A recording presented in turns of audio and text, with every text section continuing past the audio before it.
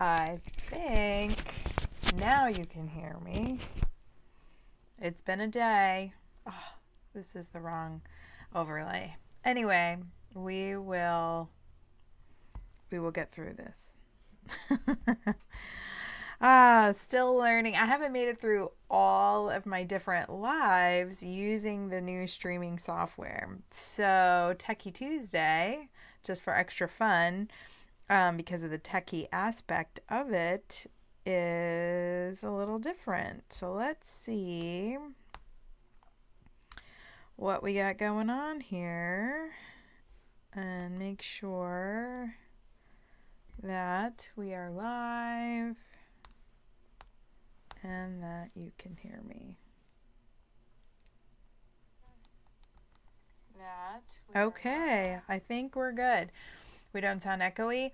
Okay, so new format for Techie Tuesday. Looking to go with a quicker Techie Tuesday and focus on one tool or technique in Artisan that you can apply and that you can revisit as you need. So I'm not going to go through all my normal like announcements and all that.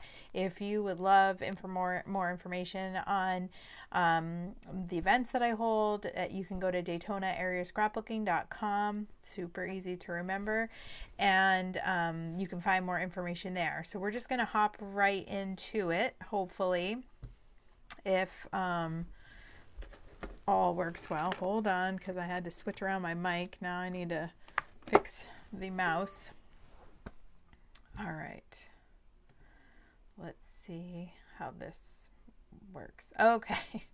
So I was a little late getting on because I wanted to make sure that you could see all of Artisan with this. As always, it's a little, small, the text and whatnot. So hopefully you can see it okay on your end. Again, we're a little work in progress. I'm going to zoom in and so that you can see the different aspects of it. So today what I wanted to do was talk about, let's get rid of these print guides, talk about text cutters really quick. So like I said, my whole, I was hoping that this would be like a 5-minute thing so that you could revisit these when you need help with a specific technique. So today we're going to focus on text cutters. I'm going to zoom in here on my workspace, so hopefully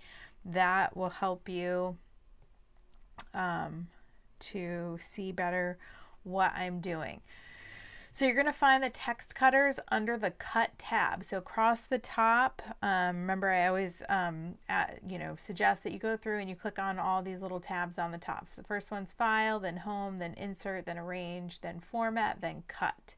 So today we're going to spend time on the Cut ribbon, and I'm going to just grab a picture that I have over here in just a random picture here, the beach. I should probably pick a better picture here. But I wanted to show you that you could do a couple different things with the text cutter. So with the photo, or it could be a piece of paper. We'll do a piece of paper too. But we're going to click on the text. So up here, now that my cut ribbon is clicked, I have straight, shapes, text, and custom. So I'm going to go text. And then that, I was playing around with it before, so it says beach. It's stretched out to the full length of the photo.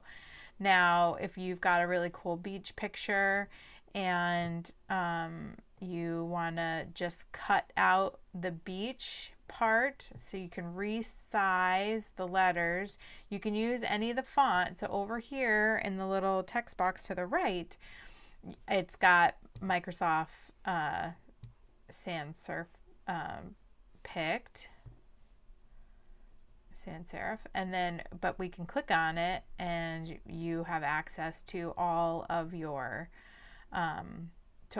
fonts if my computer will let me. One thing I did notice with the new streaming software is that it is a little bit of a RAM hog All right, so let's find a nice bold one. Here's Arial Black. Okay, so we come down here to beach. What if I just want to get the sand? So right now I have the shaded part of beach just positioned over the sand.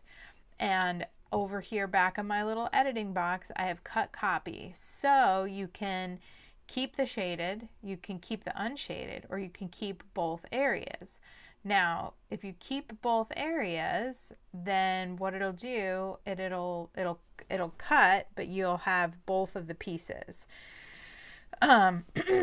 So if you don't want to, if you're, if you're not sure which one you want to get rid of. So let's say keep both areas. And then you can copy it or you can cut it. So if you copy, you're going to get a copy of each. If you cut it, you're going to get, it's just going to cut them out. So I'm going to say cut. And so it doesn't look like anything happened because the cut, they're still layered right on top of each other. But if you look over to the left under elements, you're going to see that now you have two elements. So if we click anywhere else on the page, just click anywhere else on the page, then if we hide the beach part, now you get this effect on the page. So it says beach right in the middle of the beach. Then if we hide that and then we hide the other one, now we have the sand. So you can use this for a title or whatever. Now I'm not moving it because then they won't stack on top of each other. The other thing you can do is leave them, but you can play with the one you cut or the other one. So let's say actually we want to click on the whole background part. Maybe we want to turn it. Now we're going to go into color and I'm going to say black and white. And so I can turn that background picture black and white. You really can't tell much of a difference, kind of sepia tone. All right, hold on. Let's go to hue. All right, discard my changes. Okay. And now if I go to hue and I can max out the saturation, I can change it to like crazy wild colors. And now you see how the beach is. Let me cancel that. Now I can come into wash. I can wash the whole background. So I can do something like this. And if I say okay, now that the cutout part is still the regular beach color, but now I've washed out the whole back. All right, the other thing you can do, and we can just say undo, these are fun things to just kind of play with, is we can we can go to the format tab and we can go to heavy on the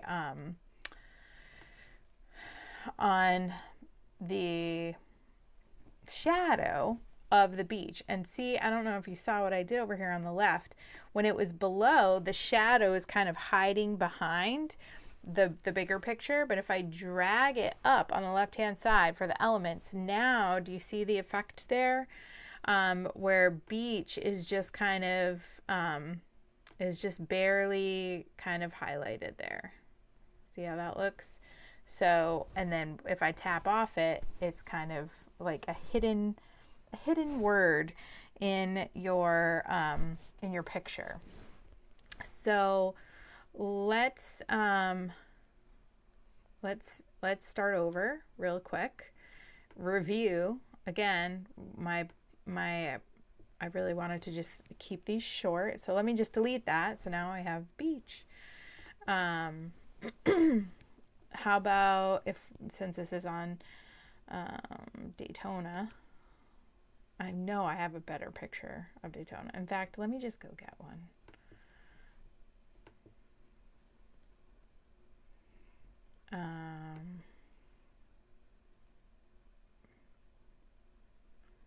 Here, I was just there yesterday. Let's see. I took a really pretty picture of the beach. Okay. This will be a little more fun to see. So I've clicked on the picture I go to the cut ribbon, I go to text. It says beach right now. I'm going to switch that to Daytona. The default is Microsoft Sans Serif. I'm going to change that to some other font on my computer. Let's see. Oh, this is where I get in trouble because I try to find a the perfect font. Okay, so now I want to shrink this down because it's way too big. This is a font called January.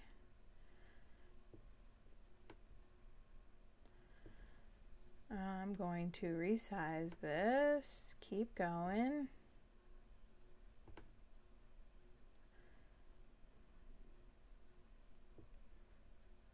And all right. So I'm going to do the same thing. I'm going to say keep both areas and I'm going to cut.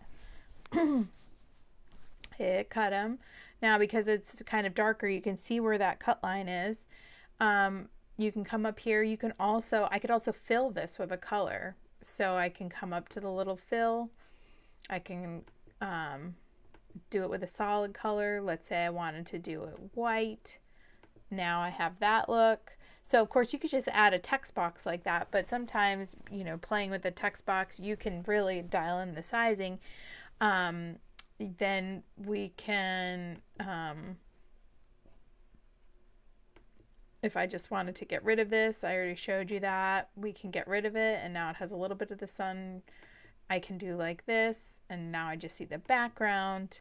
I can drag the Daytona to the top, go back to format, add a heavy, and now it gives that really cool look. I love that look. This is great for like a title page or of a whole album, so like a trip. I just love the way that looks. Let's see, what else can we do with it? I dragged that behind. Let's see, we can get rid of that. You can add this picture. Let me go back to copy. So both times in these examples I showed you how to, I'm just doing undo to go all the way back here, to change cut text. January. I'm going to show you what you can do if you copy it and then you have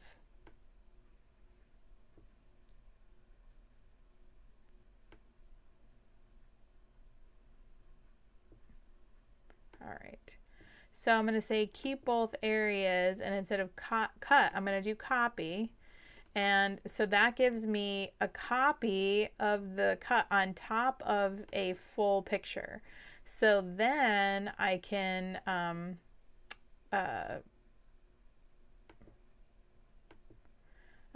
that one, whoops, except I hit it. I can have it sit on top. So I can go ahead and get a similar effect where I add the heavy shadow, and now that looks like that. So instead of it sitting on, there's a whole picture underneath, so I just cut out this part. You can also resize it then or change it, and so you get the texture of the sand, but you can move it everywhere and the whole picture is still there. So that's really it for the text cutter. Like I said, you can use it with any of your fonts and any of with a photo. You can do it on a piece of paper. It's so versatile, but it's one of those things that either people are afraid to try because they don't know what they're going to do and they might mess up their picture, but you can just start over with a new picture. So my challenge to you this week is to go ahead and play with the text cutter in Artisan 6. drop a comment on something that you have a question about, and if I use your topic for the next Techie Tuesday on Artisan 6, then I will send you 10 CM credits or forever credits so that you can buy some artwork for Artisan.